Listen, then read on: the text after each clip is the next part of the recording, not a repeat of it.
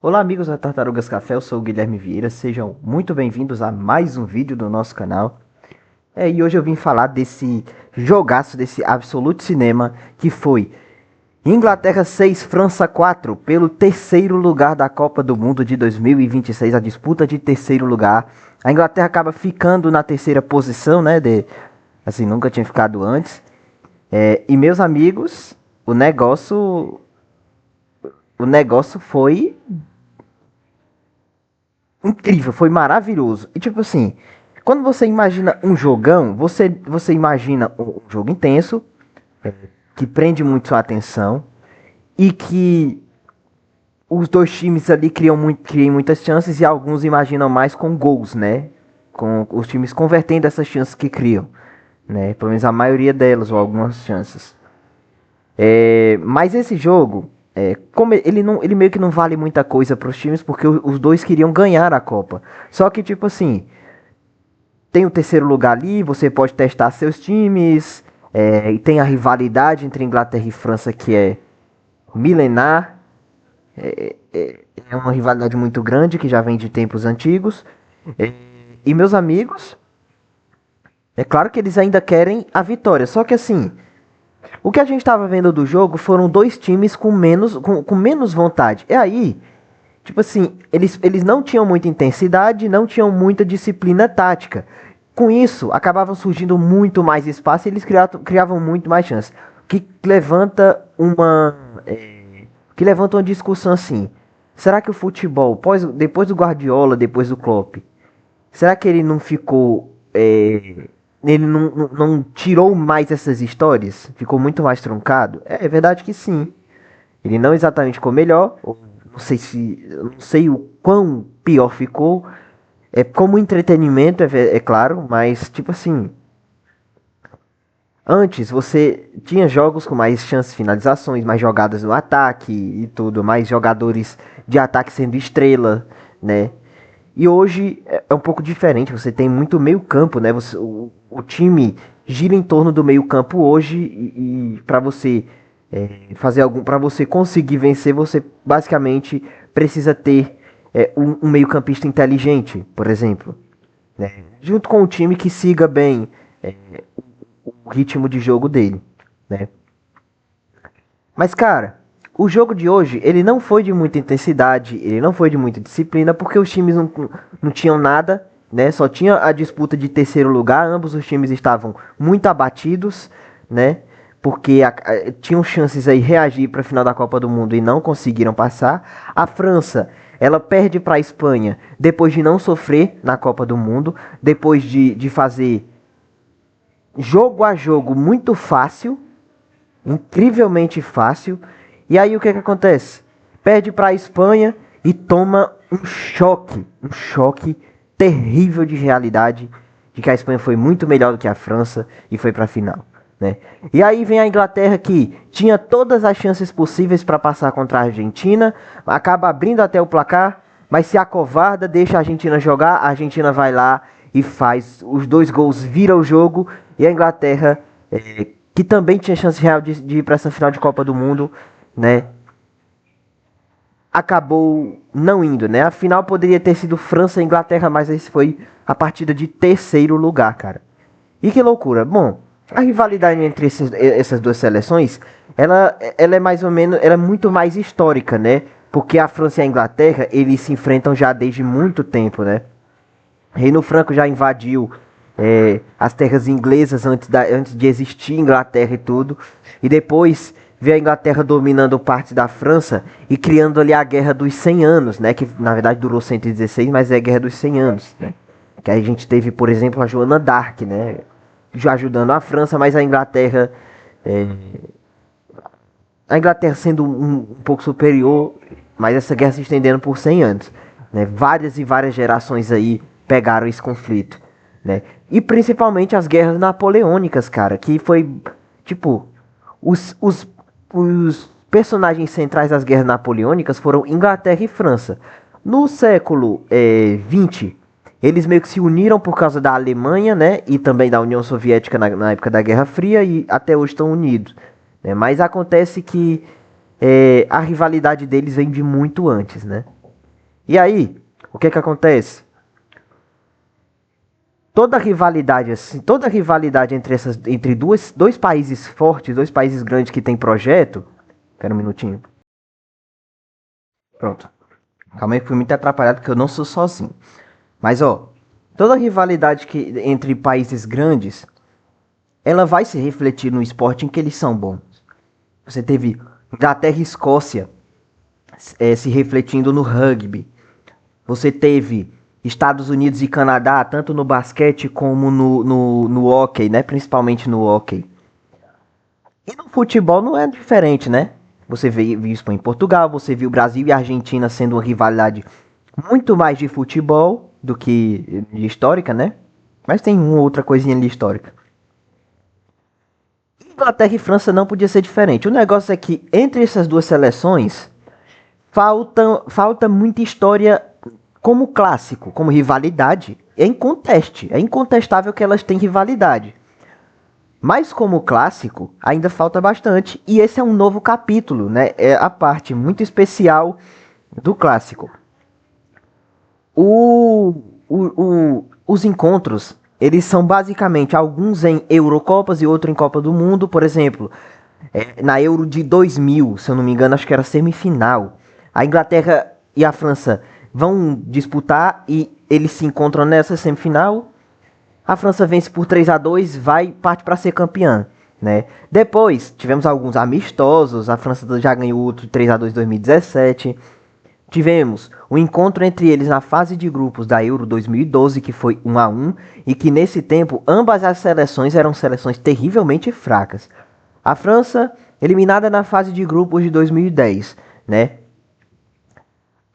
A Inglaterra, né, na Copa de 2010 foi eliminada pela Alemanha nas oitavas, sendo goleada por 4-1 com aquele gol do Gerrard que entrou, mas o juiz não viu que entrou e acabou não dando em nada, né? Aí depois as seleções começam a ficar fortes, né? Eles vêm para a Copa de 2018 os dois como favoritos, né? Já com times fortes, trabalhos consolidados de Gareth Southgate na Inglaterra, Didier Deschamps na França, e ambos alcançam a semifinal. O negócio é que a Inglaterra perde para a Croácia, a França vence a Bélgica e depois venceria a final, né? Então os dois não se encontraram aí, né? Não se encontraram já nessa final, mas mais uma vez eles podiam fazer uma final juntos. Na Copa de 2022, encontro nas quartas de final. A França passa pela Polônia facilmente por 2-0, perdão, acho que é 2-0 ou é 3-1, não me lembro. Inglaterra mete 3-0 em Senegal e os dois se batem nas quartas de final. Meu amigo, um jogaço. A França consegue um 2-0, a Inglaterra diminui ali. Não, perdão. A França abre o placar, a Inglaterra empata. E aí, o Harry Kane perde outro pênalti, a França consegue subir na frente de novo e ganha o jogo por 2-1. Caramba, bicho, foi um jogaço. A França partiu daquilo ali para ser vice-campeã, tá? Mas você vê que praticamente todos os encontros entre eles colocam os times na final, né? E dessa vez não teve um encontro que aconteceu assim. Nessa Copa de 2026, a gente pensava que ao longo da competição, a gente pensou que a final seria Inglaterra e França. Primeiro porque a Argentina, grande adversária da Inglaterra, estava dando sinais já de desgaste, de fraqueza, de uma seleção que estava passando muito difícil por 3 seleções fracas, que são Cabo Verde, Egito e Suíça, né? E a Inglaterra, mesmo nessas dificuldades que estava passando pelo Congo, por exemplo, estava um pouco melhor, e pelo México, né? E pela Noruega também. A Noruega já é um pouco melhor, mas passou pelo México, o México tocando terror na Inglaterra, só que eles impuseram lá a primeira derrota dos mexicanos no Estádio Azteca e passaram para as quartas de final. Agora perdendo desse jeito para duas seleções que vinham como as aronas, digamos assim, a Espanha um pouco menos, a Argentina também estava bem fraca, mas até que dava para fazer alguma coisa, e fez, né? Aí eles se encontram nesse terceiro lugar. E, meu amigo, no primeiro tempo, a França coloca o time misto, a Inglaterra também. né? Você vê o goleiro de Henderson, você vê no centroavante, por exemplo, o Ivan Toney. Na França, ele coloca Konaté e Lacroix na dupla de zaga. Coloca o Rabiot no meio de campo em vez do Koné. E lá na frente ele coloca o Doué, o Olise na direita e o Mbappé na frente. Ele coloca um trio, né? E aí a França não estava conseguindo fazer nada em campo, não estava querendo também, não estava pressionando, não estava cobrindo direito os espaços, e a Inglaterra pegava essa bola na defesa, e toda vez que eles pegavam, eles conseguiam tocar a bola com tanta facilidade, e também conseguiam chegar ao ataque daqui para ali, meu amigo. E aí vem 1 a 0, aí vem 2 a 0, 11 minutos de jogo tava 2 a 0, depois a Inglaterra vem, abaixa um pouco as linhas, e a França vai subindo, porque aí fica a urgência de perder o clássico, né?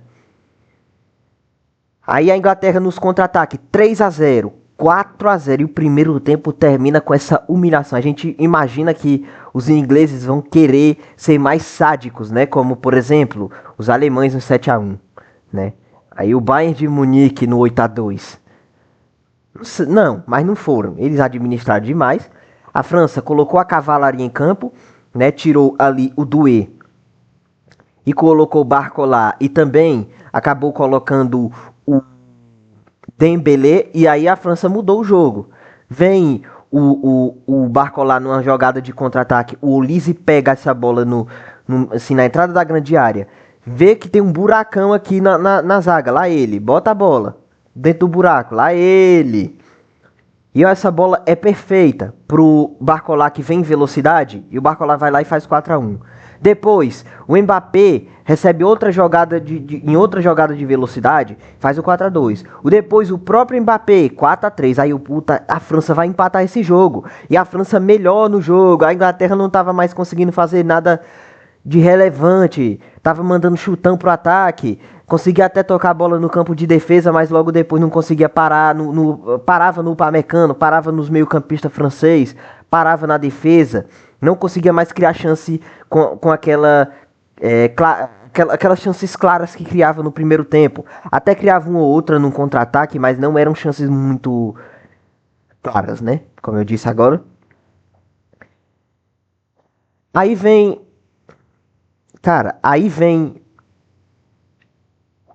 a França continuando no ataque. Ele vai lá e resolve colocar o Bellingham, né? O Bellingham e o Elliot Anderson. E fazer as substituições, o Thomas Tuchel, né? Que ele fez substituições erradas, mas agora ele fez as certas. Fez erradas nas semifinais e acerta aqui, no terceiro lugar. Aí, meus amigos, vem Jude Bellingham e Elliot Anderson, transforma o jogo. Os contra-ataques estavam saindo com muito mais eficiência, né? O Bellingham era um cara que conseguia segurar um pouco mais a bola e aproveitava corredores para já subir pro ataque, né? E o Elliot Anderson era aquele outro cara que dava muitas opções para os companheiros no meio de campo, né? E aí o Bellingham chega a perder uma chance aqui, outra chance ali, aí o jogo fica muito equilibrado, fica incrível. A França vem com chance aqui, depois a Inglaterra vem no contra-ataque, outra chance aqui, aí chance aqui, chance aqui, chance aqui, e fica essa guerra dos 100 minutos aí entre essas duas seleções, né? E caraca, bicho, foi muito louco, porque aí de repente o Jed Spence, ele pega essa bola, consegue ir driblando um ou outro, passa para a grande área e toma um pênalti do Malo Gusto. Aí a gente pensa assim, cara, o Tuchel vai colocar o Bellingham. O Bellingham, se fizer mais um gol, ele vira o centroavante da equipe. E cara, não foi o que aconteceu. O Bellingham entregou a bola pro Saka sem nem olhar na cara do cara. O Saka foi lá, bateu bem fraquinho embaixo, mas deslocou o goleiro e fez o gol. 5 a 3 para a Inglaterra. A França no final até tentou. Conseguiu um 5 a 4 com o gol do Olise, eu acho. Não, foi do Dembélé, gol do Dembélé. Conseguiu 5 a 4. Aí isso já estava bem perto dos 7 minutos que ele deu. Só que aí, por causa da comemoração do gol, ele ia deixar ultrapassar, né?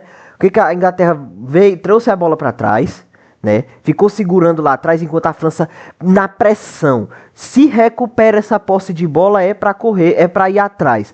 Aí Consegue. O Rabiot consegue essa bola na ponta esquerda. Só que o que ele vai tentar fazer é partir para a jogada individual, que ele não sabe nada, em vez de mandar na área, em vez de procurar a opção no meio, em vez de criar outro tipo de jogada. Não, ele perde a bola. Aí a Inglaterra vem no caos total entre França tentando recuperar e a Inglaterra tentando manter. Os ingleses conseguem não só manter, como achar espaços na pressão francesa. Uma bola longa pega o Bellingham lá no meio de campo, um pouco antes da linha de meio de campo. Ele vai, consegue a velocidade, dribla o zagueiro e mete o gol dele.